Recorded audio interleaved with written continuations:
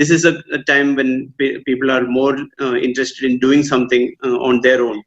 With their skills and talents, they are venturing into new businesses. So for a person who do not have a background in the business, let's see what all things we need to take care. And with Nijoe's experience, he will guide us on the basic things that we need to take care of whenever we are venturing into entrepreneurship. So this session is for entrepreneurs. Over to Nijoe for more guidance. I welcome all the viewers and subscribers of mediamathamgi. In this session, we will help the new entrepreneurs who want to get into business but they don't have any business background. So what all things they need to take care in India. So we'll just go through the registrations, what they need, what all statutory requirements and compliances they need to go through before they start a business. Now, to start with, the most important thing someone should understand that is what kind of business entity they want to form. To clarify that, in India, we can start business as a proprietor. As a proprietor means as an individual, I can start a business, or I can have a partnership. Partnership itself has got different methods to run the business, and we have LLPs, that is also a partnership. We have private limited, we have limited companies, and we have one-person company. There are different entities we can form.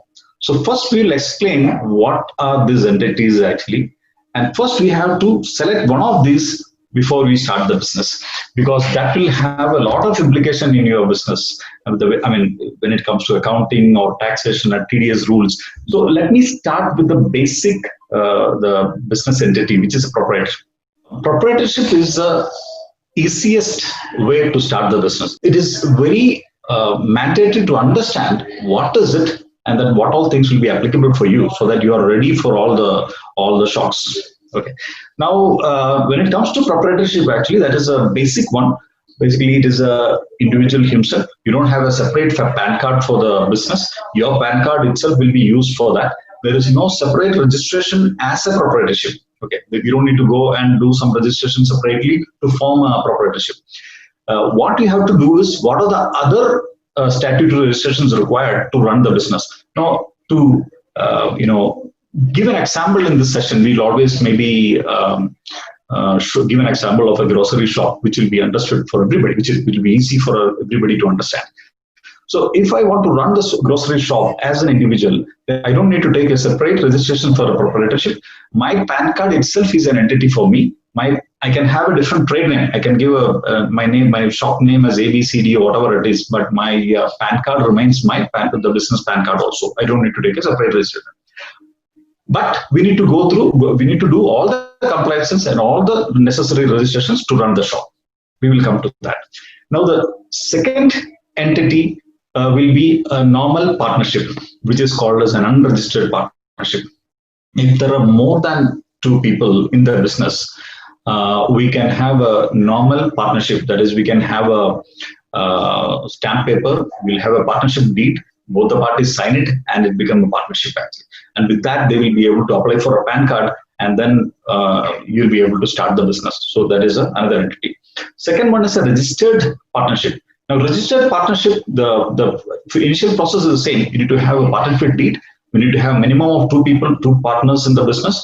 And this partnership deed has to be registered in any sub-registrar office in your own state. Basically, the sub-registrar office is where we go and do the property registration.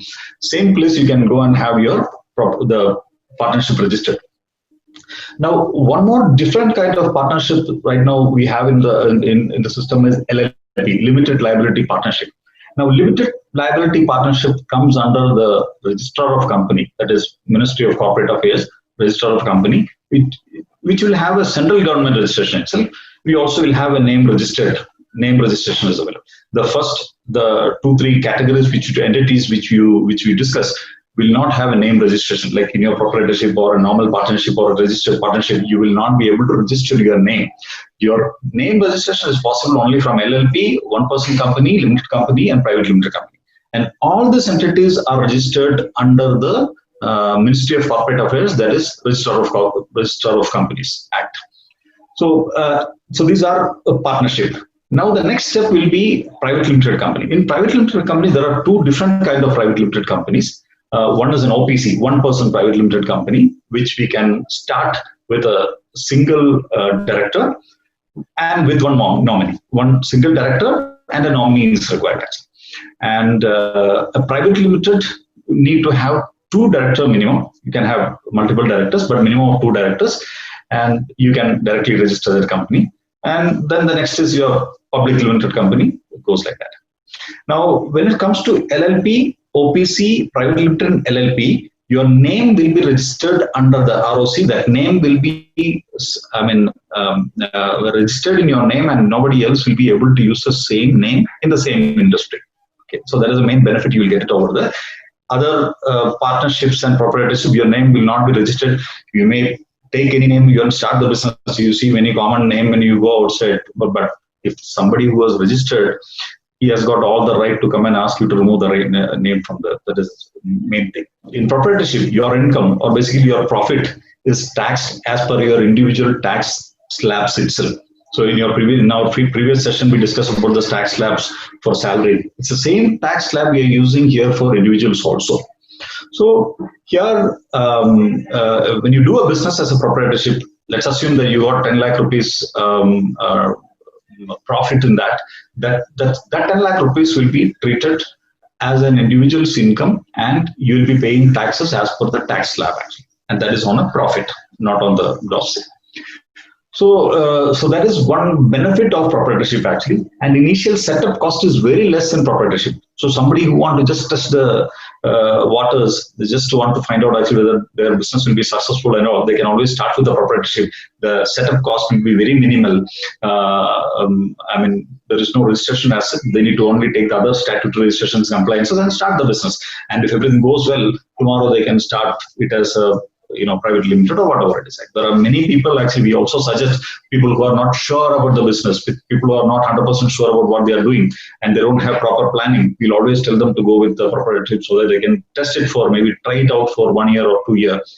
And many times people who are not serious about things what they are doing. Tax benefit is main thing for proprietorship actually. The initial setup cost is very minimal for proprietorship, which includes the registration of the proprietorship or other compliance, everything. Your TDS rules are different for the proprietorship. So you get a lot of relaxation when you run it as a proprietorship. When it comes to partnership or maybe LLP or private limited, you don't get the benefit of tax slabs. You will be paying the taxes as per the current regimes. Right now it is like 25% and 30% now. It has been reduced to 25, and even COVID, they have even given more benefit for the other business entities. So you'll get whatever is the tax percentage of that particular, it is applicable. As far as individual is concerned, you will get the tax slab benefit. For other businesses, it will be the other tax percentage. So anybody who want to start the business, first we need to decide on which entity you need to select to start the business. Some people will be very clear on that. Actually, they want to go for private limited itself because they have so and so plans. Because they have plans to go for VC fundings and all those things, they'll definitely go for a higher thing itself. As far as new entrepreneurs is concerned, we'll always guide them which one is beneficial for them. If they have any clarification required on anything, whether it is statutory or whether it is taxation wise, we'll help them out. Now, a couple of times I mentioned about the other statutory registrations required for all this business setup. Let us discuss it one by one. Now, each business what you do will have a different set of statutory registration. Okay, it all depends upon the size, everything. Okay. Now, a basic thing what is required is a PAN card. Okay. Now, as I said, for proprietorship, you don't need to go for a separate PAN card because your PAN card itself is a PAN card for the business. Okay. When it comes to any other business, let it be a private partnership or private limited or LLP or OPC or public limited, everything, you need to have a different PAN card. Okay. Now, second thing is a TAN number, TAN, TAN number. Basically required for you to deduct TDS from anybody. Okay. Now, to deduct TDS means even as per the current rules, even to pay rent also, you need to deduct TDS and then pay the rent to your property owner, office owner, or whoever it is. Salaries when you pay. Now, when you are a proprietorship, actually, until you reach the audit limit, you don't need to do all those things actually. But once you go beyond the audit limit, you also need to deduct the TDS. You also need to have a TAN number and all those. You need to comply with all the audit compliances. So below that audit limit, actually, you don't need to go for the TAN number and all that. But when it comes to private limited or LLP or private limited, everything, it is better to have the TAN number immediately. Private limited, I mean, nowadays, actually, once you register itself, your PAN and TAN comes along with that, actually. So there is no question of you applying it separately. Now, that is a minimum requirement. To start with, that is a basic thing required.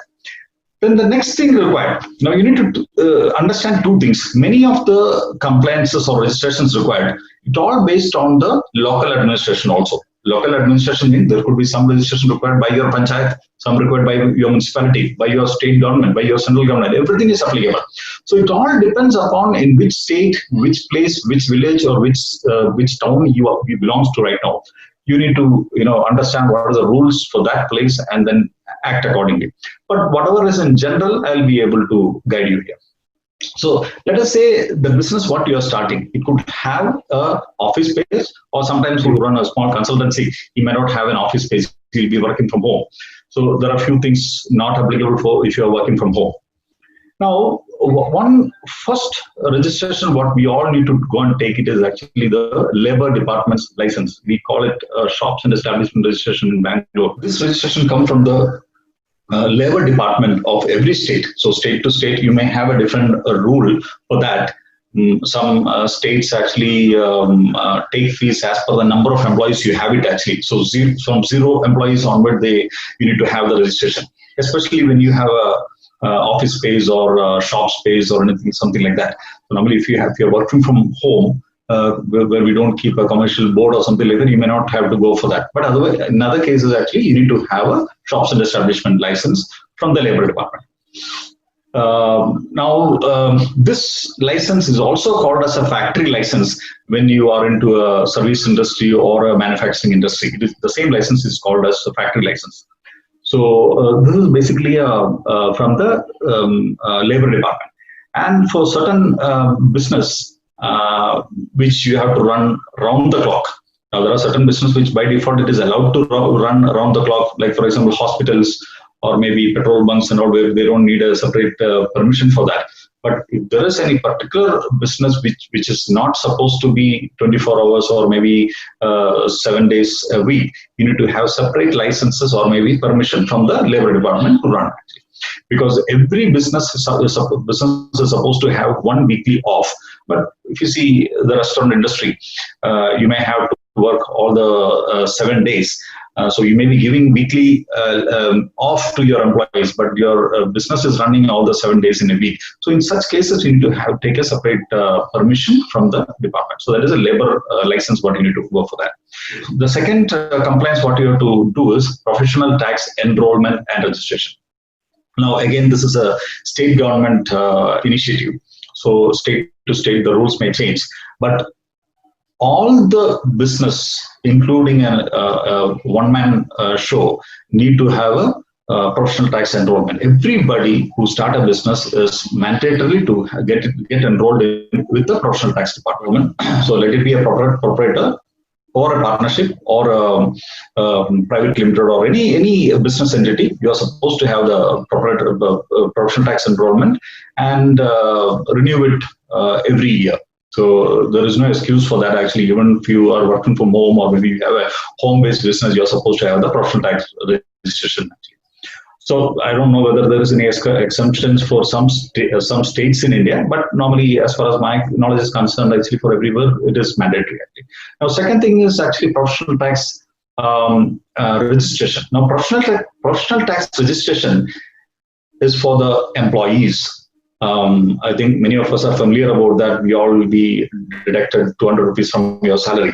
Now, this is called a registration. So as an employer, you're supposed to do a registration separately for your employee, and then you have to deduct this so-called 200 rupees. That 200 rupees will be deducted from anybody who gets a salary of 15,000 or more. As of now, it is 15,000. So anybody who gets a salary of 15,000 or more, employer will be deducting this 200 rupees and then pay to the PT department every month, and they need to do the monthly filing also. Every month, how much 200 rupees we collected, you need to pay to the department and then file it also.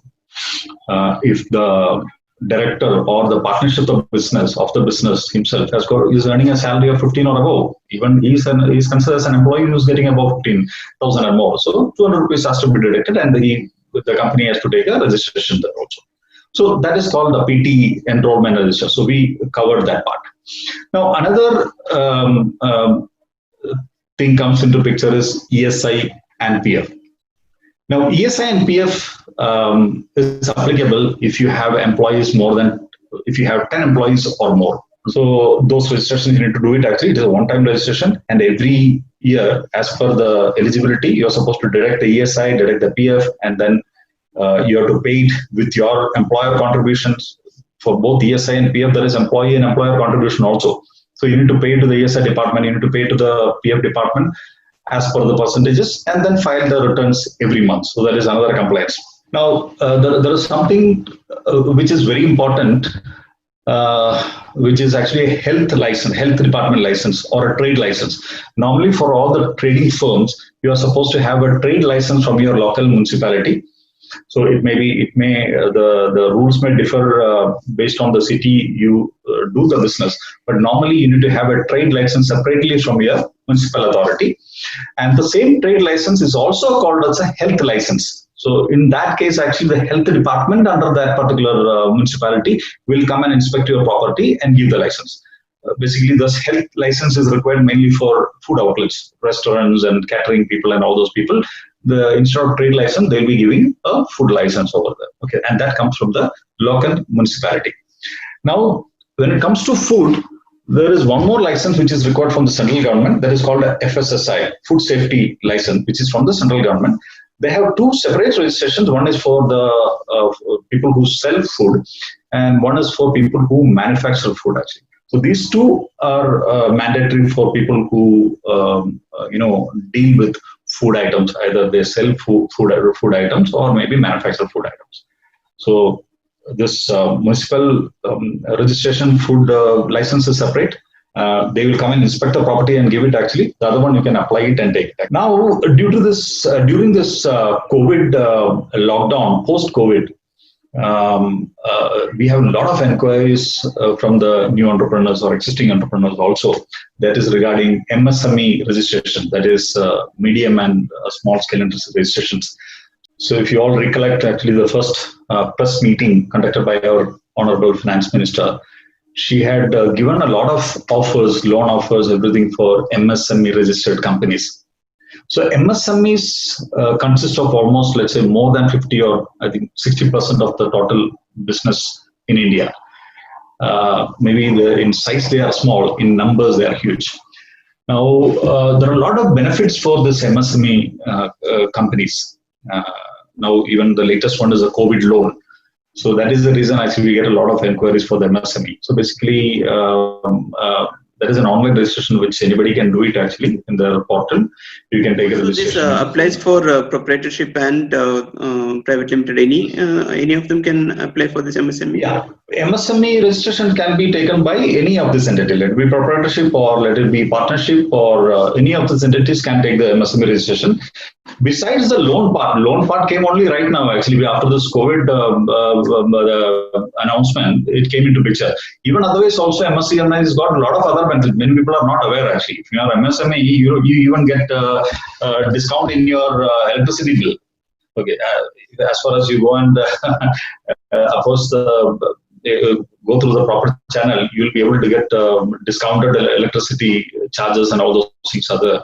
And then you get more better rates in the loan. You get an OD or a loan without a collateral actually for MSMEs. So there are a lot of benefits what you get if you have a MSME registered. Many people ignore, but then we don't know which way you're going to benefit because now government is coming up with a lot of benefits for MSMEs to encourage or maybe support them. There are a lot of things government is doing. So it is always better to have an MSME registration. Anybody can take the MSME registration. Okay. Now, another very important registration when it comes to taxations. The main registration, what comes into our mind is GST, that is Goods and Service Tax Registration. So anybody who get into business, let it be a service or sales, you are supposed to take a GST registration. Now it is exempted till a turnover of 40 lakh rupees. Beyond that, it is mandatory for you to take the GST. I will just give a brief about the GST actually, because many people are confused whether to take it or not. If you take it, what are the complications? All those things are all. Okay, now whether to take it or not, whether you even though you have a limit of 40 lakhs, whether you should go for that or not, it is up to you. If you want, you can still take it actually. We always recommend them to take a GST registration, because if you don't have a registration, you still pay the GST from your pocket. I'll make it very clear. Let's say you are buying something from the market. You are running a business and you are buying something from the market. Most of them are registered dealers or suppliers or manufacturers. They'll be charging you a GST. So assume you're buying something worth 1 lakh rupees and you are buying it. You pay 18% tax, or maybe as per the GST percentage, you will be paying it, and you are buying it actually. Now, that particular GST, you are paying it to your seller. It is going from your pocket. But as far as you have a registration, you get a credit for that. Now, GST works on a credit. Okay. Now, GST is something which works with a cascading effect. You buy something. I will maybe explain it with an example. You buy something for 1 lakh rupees. You pay 18,000 rupees GST to the seller, and you sell it for 2 lakh rupees, and you collect tax from your buyer.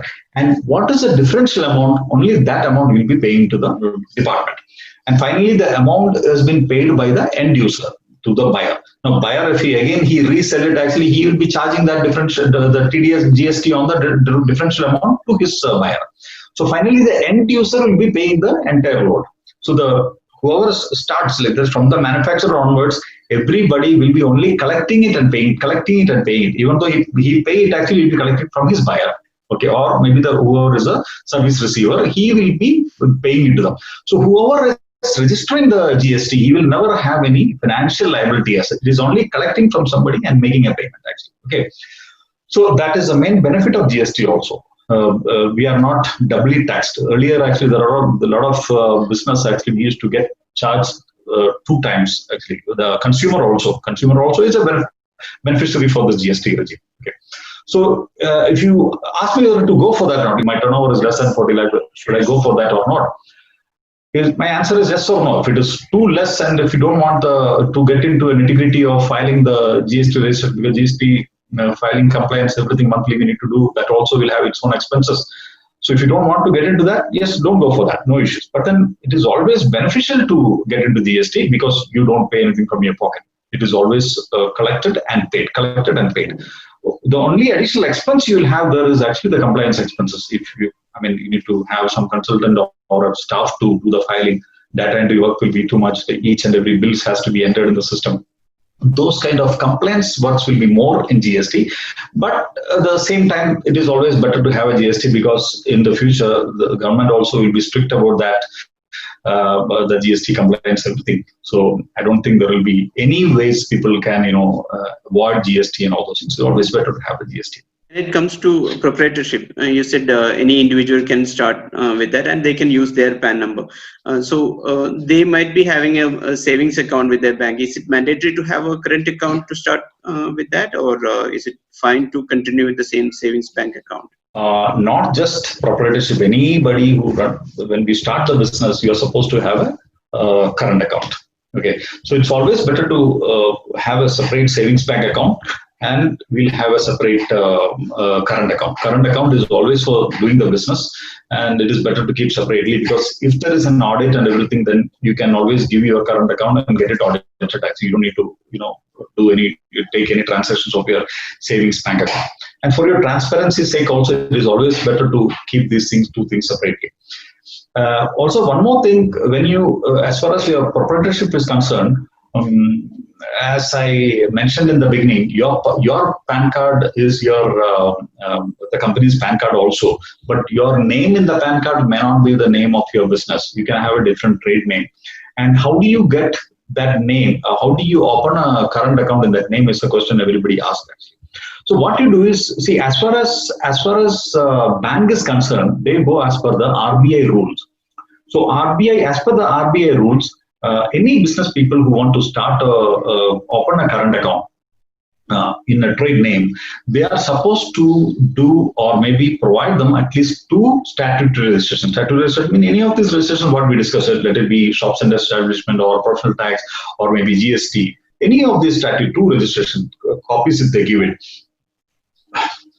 Any of the registration copies they give it to the bank will open the current account as per the name given there. So when you apply for the statutory registration, your proprietor's name is different, but your proprietorship's name, the business name could be different. So you can mention in the application. So all the certificate come in the name of one particular business. Sorry. So as when you apply for this registration, you applied with what particular trade name. So your proprietorship name will be proprietor's name will be separate, and your proprietorship's name is different actually. So the when you go to the bank also, they will open the account, open the current account in the name of the proprietorship itself. So it is mandatory, or it is always recommended to have a separate current account for anything. But if it is a very small business where you don't have a trade name and all those things, you can always go and open a current account with the bank with your name itself. That is also allowed now, maybe probably with minimum documentation, like with your PAN card and the Aadhaar and all those things. So you must be able to, but I think it is better to check with the bank itself for that actually. In fact, this is a very vast topic, and I think we will limit to this information in this session. And of course, we'll come up with more questions, and maybe we can take up each of these segments into a little deeper if required. So this is a brief. If you have any queries, you can always comment here, or you can contact us. And thank you very much, Ashish, once again. Thanks a lot. Bye.